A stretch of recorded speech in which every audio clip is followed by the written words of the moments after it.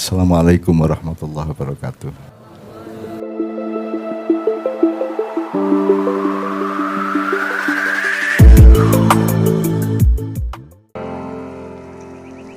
Peristiwa sedekah itu tidak hanya diterapkan sebagaimana Cak Fuad sudah menjelaskan, tidak hanya kalau Anda punya harta terus Anda cengklong sedikit untuk dibagi, tidak. Juga tidak hanya sekedar Anda miskin pun Anda tetap bersedekah, membantu orang lain tersenyum dan memberikan keenakan ke lingkungan Anda. Bersedekah itu juga bahkan di dalam bermanajemen, di dalam berdagang, di dalam menjalankan segala macam kehidupan. Jadi lawannya sedekah itu mbadani wong, Mas. Ya Mas, cara Jawane ya, mbadani wong. Jadi menciptakan badi untuk banyak orang. Nah, berarti lawannya adalah golek badi dewe. Kan gitu kan. Nah, sekarang manajemen kita kan bisa kita bikin manajemen yang sejak awal kita bikin untuk punya sistem yang badani wong akeh, atau manajemen yang kita susun secara kapitalistik untuk memonopoli badi itu untuk kita sendiri. Nah, kadang-kadang kita itu punya sikap mental sampai seperti itu. Jadi menyusun satu manajemen pokoknya seluruh kemungkinan badiku nek iso mlebu lawangku lak ngono. Nanti yang lebih parah lagi kalau Anda pinter tapi dengan manajemen curang tadi, dengan manajemen golek badi dhewe kuwi. Gitu ya. Jadi kepandaianmu dipakai untuk mencurangi orang, kepandaianmu dipakai untuk golek badi dhewe, kepandaianmu dipakai untuk moroti wong dan seterusnya ya. Jadi yang namanya jiwa sedekah itu begitu menyeluruh ya Pak ya, begitu menyeluruh, tidak hanya soal sudah ada baru disedekahkan, tapi sejak Anda mengambil sikap atau menyusun suatu kerjaan atau menata satu pola manajemen, pola hubungan sosial, ekonomi dan seterusnya, itu Anda sudah berhitung untuk membahagiakan sebanyak mungkin orang, bukan untuk golek badi dari kebahagiaan orang untuk kita sendiri. Nah itu yang kata Cak Fuad, nanti yang paling kita sesali adalah kalau kita selama hidup ini bukan hanya curang dan pelit, tapi menggunakan kepandaian kita untuk selalu mikir piye carane aku untuk badi dhewe, kan gitu kan.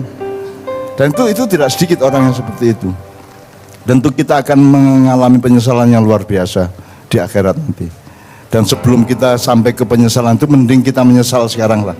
Jangan sampai kita terjebak ke dalam satu pola sikap mental dan sistem manajemen di mana kita akan mengambil semuanya untuk kita sendiri.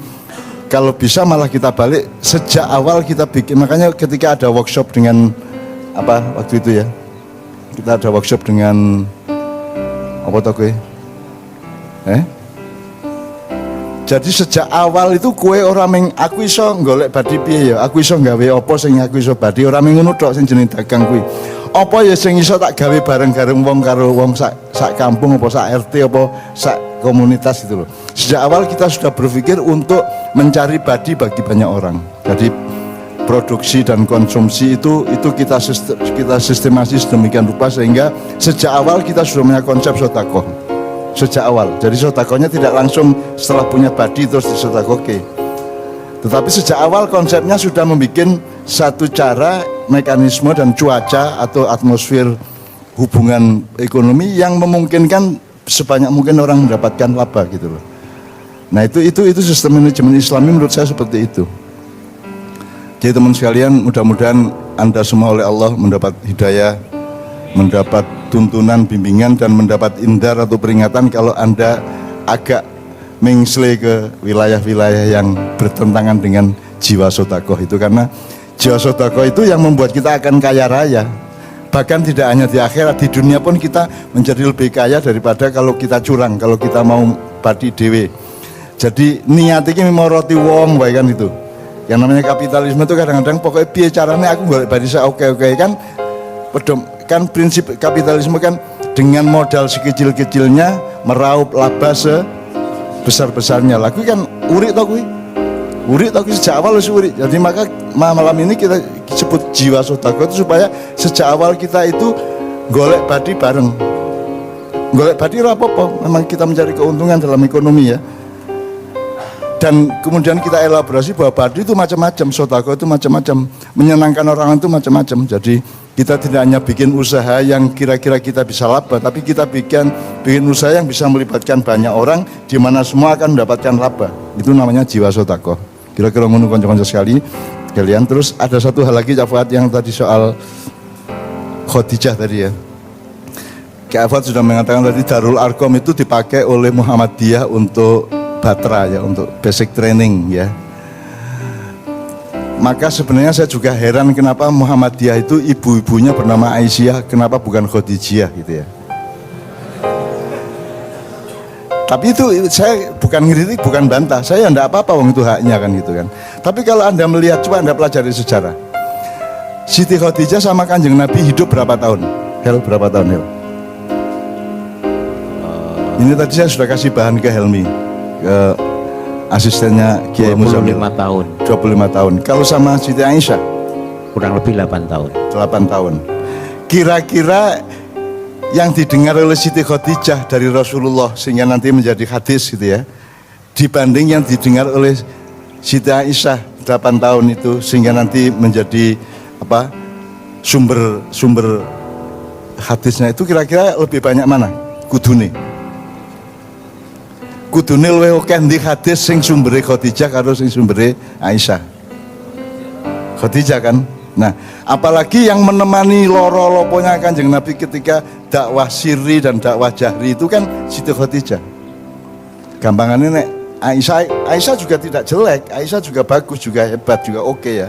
Tapi kan wis enak ketika dengan Aisyah kan wis dadi kan gitu kan. Wis settle gitu. Ketika Siti Khadijah kan waktu pulang dari Gua Hira menerima wahyu aja kan yang ndredeg ora karuan ya.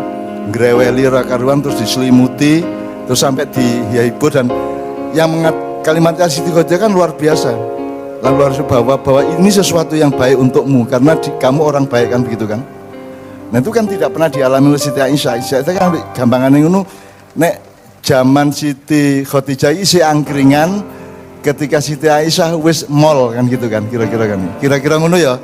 Maka kalau dilihat durasi waktunya aja mestinya sekarang Mas Helmi di Sahih Bukhari, hadis Sahih Bukhari berapa hadis yang sumbernya Khadijah? Yang Khadijah itu hanya 25. Dibandingkan waktunya tadi 8 tahun sama 25 tahun tadi, kemudian juga apa namanya? Kualitasnya ya. Kemudian yang Aisyah itu 2000 hadis. Yang Aisyah 2000 hadis dalam 8 tahun, dari Khadijah hanya 25 hadis selama 25 tahun. Kuwi jane sing kedadene piye-piye?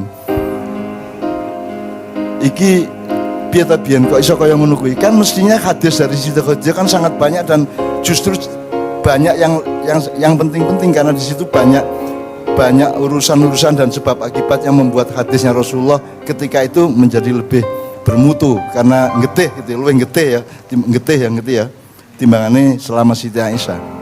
Kenapa kok hadis Bukhari dan seterusnya mencatatnya seperti itu?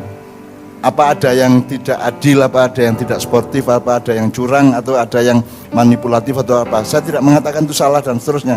Tapi kita bertanya kok bisa ya 25 tahun dengan Rasulullah dalam keadaan yang penuh perjuangan dan penderitaan dibanding 8 tahun dengan Rasulullah yang sudah settle, sudah penak gitu ya. Kok sumber hikmah dari Rasulullah kok lebih banyak dari yang 8 tahun dibanding dari yang 25 tahun. Apalagi kualitas pengalamannya kan berbeda gitu. Itu salah satu nanti Anda cari sendiri. Kue gumun dhewe kuwi. Jadi Islam yang sampai ke kita itu sebenarnya Islam yang juga sudah dipelkodo-pelkodo gitu loh. Sama dengan tadi Cak Fuad cerita mengenai hulagukan tadi itu, jengiskan cucunya dan seterusnya.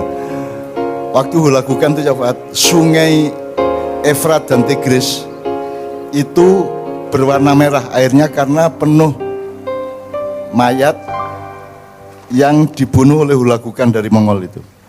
Dan semua penduduk Baghdad yang dibunuh itu ditumpuk menjadi gunung. Jadi mayatnya ditumpuk nganti menggunung, kemudian beberapa orang dibiarkan tidak dibunuh, kemudian dilepas ke luar negeri supaya dia cerita betapa mengerikannya hulagukan itu. Gitu. Nah, sejarah seperti itu sangat penting kita pelajari supaya kita itu sebenarnya enggak apa-apa sih. Kowe dadi wong Islam cukup bismillah karo Al-Fatihah ning atimu tenanan ya uripmu tenanan jadi ya iso-iso wae cukup gitu ya. Tapi dengan kita mempelajari sejarah yang bermacam-macam itu mestinya kita akan lebih dewasa, lebih matang, lebih punya hikmah di dalam alam pikiran dan hati kita gitu lah ya. Gitu teman sekalian ya. Jadi kita gelo kok tidak banyak bahan dari Siti Khadijah kan gitu. Makanya pengajian mengucap syafaat untuk ibu-ibu di kampung Taman Tirto itu saya kasih nama Khadijiyah. Itu pengajian ibu-ibu Khadijiyah. Ora Aisyah. Terus nanti saya dituduh Cak Nun itu mang Syiah. Anti Aisyah kan ngono. Ngono-ngono kuwi lho. Padahal aku Syiah Ainun. Tapi aku ya si N Najib. Orang meng Syiah aku kan gitu. Jadi wong ku seneng banget nek salah ki seneng banget. Nek ngidak-idak wong ki seneng banget. Tapi kita tidak masalah diinjak-injak. Saya tidak masalah diapa-apakan saja, tidak ada masalah. Karena hasbunallah wa ni'mal wakil, ni'mal maula, wa ni'man nasir yang malam hari ini sudah kita ketahui bersama dari Cak Fuad betapa dahsyatnya kita masuk ke telaga yang namanya wakil, yang tidak pakai wakil ya, bukan apa jenenge satu wakil presiden ya. Ya, jadi telaga yang tidak ma'ruf ya. Kita masuk telaga dan di telaga itu kita berenang-renang di dalam kenikmatan Allah sebagai wakil kita, Allah sebagai maula kita, dan Allah sebagai nasir kita. Hasbunallah wa ni'mal wakil, ni'mal maula wa ni'man nasir. Ini juga bukan kritik kepada siapa-siapa. Saya tidak akan mengkritik Indonesia. Tidak ada manfaatnya sedikit pun mengkritik Indonesia. Kan gitu kan? Tabat yada abi lahabi watab ma aghna anhu malu wa ma kasab dan seterusnya. Gari Abu Lahab diganti sopo kan gitu katanya.